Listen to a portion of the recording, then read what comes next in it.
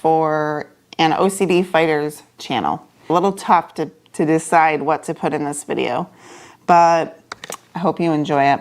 Hope you learn a little something about it and realize that you're not alone, and that after 30 plus years of dealing with it, I'm still here and I enjoy my life. There's definitely enjoyment, and you can be like that too. Okay, so don't give up. Don't give up on your OCD fight. Okay, thanks for this opportunity. I hope you enjoy.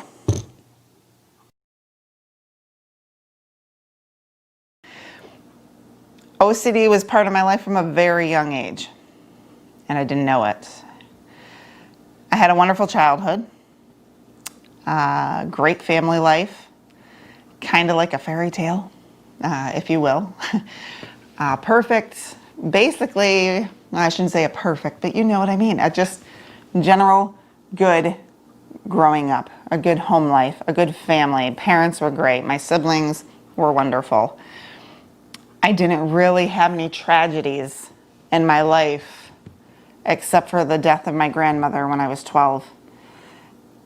Other than that, I had it great. But it was almost like I was living in two separate worlds my whole life. Because on the surface, I looked fine. I didn't talk about what was going on. You know, if anybody would talk to me, oh yeah, that's great, I'm doing great. Yeah, that sounds like a fun idea. Let's do that. Okay, but in the back of my mind, it was constantly scary. Okay, so I had this world with my family that was bright and just safe, happy. But then I had this other world that nobody really knew about, and it was dark and scary. And I was isolated. This dark world was full of fear and just constant worry, phobias, that eventually, as my life went on, overflowed into my happy world, okay? And got to a point where I could no longer really hide what was going on in my dark world. I didn't know at the time, but I had been living my whole life with a parasite, or a bug, as I call it, and it's called OCD. Okay, it's an actual disorder. There was actually a reason why I was doing the things I was doing. So at a young age, that I can remember noticing these things happening, maybe 9 years old, 10, would be the first time I really noticed much. OCD basically latched on to my fear of losing loved ones. And it's still latched on to that particular reason today. It's just evolved into different themes. All right. It started with contamination and the fear of catching, contracting any kind of illness that I could potentially spread to my loved ones, my parents, you know, my siblings, as I got older, nieces, nephews. But it wasn't the fear of contamination that I would get sick and die. What was dreadful about it for me was the thought that I could potentially get this awful disease and somehow spread it to my loved ones, and I would be responsible for their demise, for them dying. So that at a young age was my root cause, which I do talk about often. And it still lingers today. I just have different themes than contamination.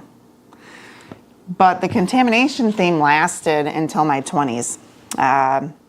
I had contamination fears, phobias of HIV for over 20 years. So contamination was my main theme for the better part of my life. And the better part of my OCD journey, it was probably 25 years. And I still have a little of it now, but I can control it better. Now, I didn't fully understand AIDS, but I can remember being in school and just being just terrorized. Okay, I'd see the littlest speck on my, and I remember just thinking to myself, that's a cell, that's a blood cell. And I was 10 years old. And it was immediate terror that this mark on my desk could be some form of blood. And it never mattered what the blood was from or the red marker was from. It was blood. And not only was it blood, it was HIV blood. Okay? Anything that looked even remotely close to a speck of blood would terrorize me for months at a time, days, whatever. It would last until the next episode would come in and I'd see something that potentially looked like blood. Yeah, so little things, guys. I told you my most god-awful thing that I ever dealt with growing up was the death of my grandmother. That was tragic to me.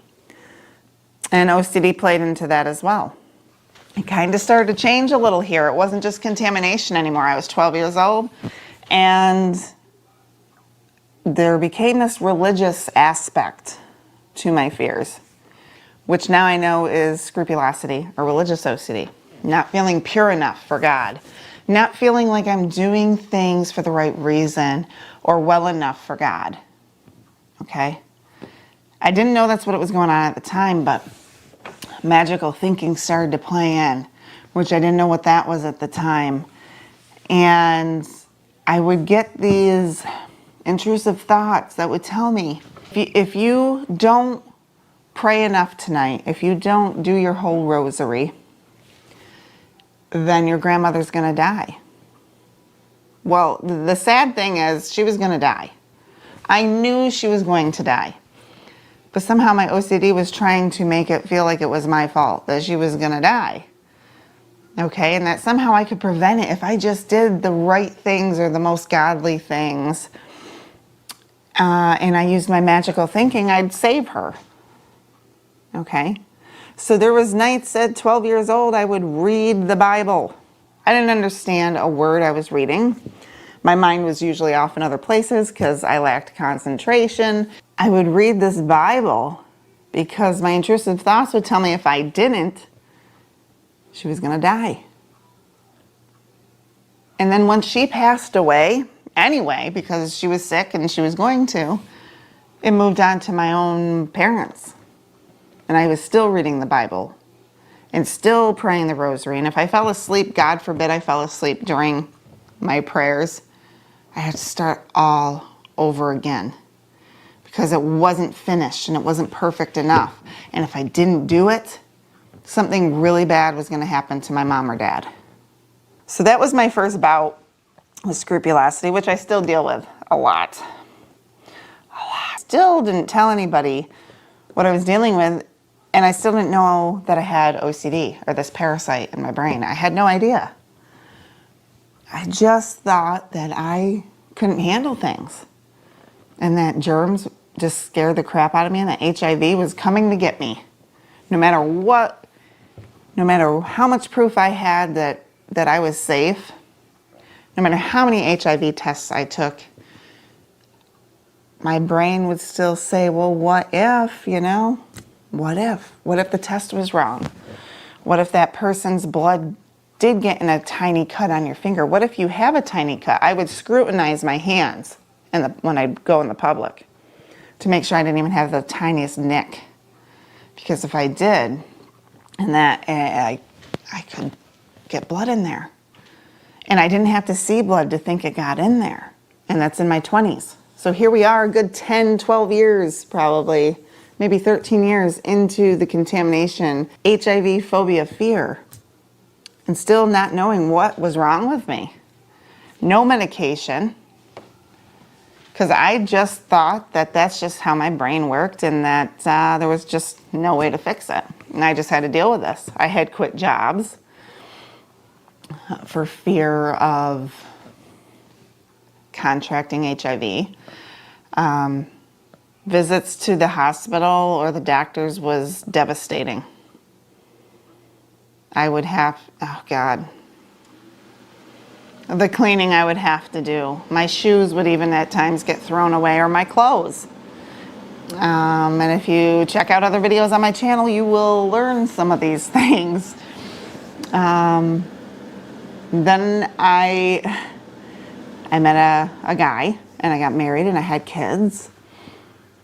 And OCD still was latched onto the HIV fear, but it moved away from spreading it to my parents so much to spreading it to my husband. And then once I had kids, to spreading it to my kids. There's countless things I could talk about, guys, but it would take months, honestly. And I'm supposed to try to keep this brief, which I know it's not. Okay, so I think I'm just going to try to wrap this up and kind of close in on where I'm at now. Okay. That was in my early 20s when I got married. I had my children throughout my 20s, and I had another child in my 30s. And as tough as pregnancy was and postpartum type OCD, I've definitely dealt with. I've had extreme fears. I've had almost every kind of theme of OCD you can imagine, and a lot of times I have them at the same time. Contamination, scrupulosity we mentioned, harm, false memory, real event OCD, which is, oh my God, guys. I don't think it gets talked about enough, that, and I don't think false memory does either. Those are two really, really tough ones. They're all tough, but those are really hard to pinpoint. The one thing I want to say is that I'm 39 now. I'm 39. I started dealing with this about 8 or 9, so I'm a good 30 years into this. And I always hear people saying they can't handle it, or they want to give up, or they just, they can't deal with this. They can't live with this. Well, you can, okay? You have OCD. How you deal with it is your choice, okay? I realized I had OCD when I was about 33.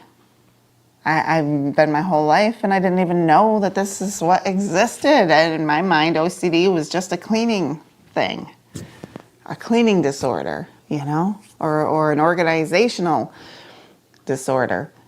I had no idea. It's so much deeper than that.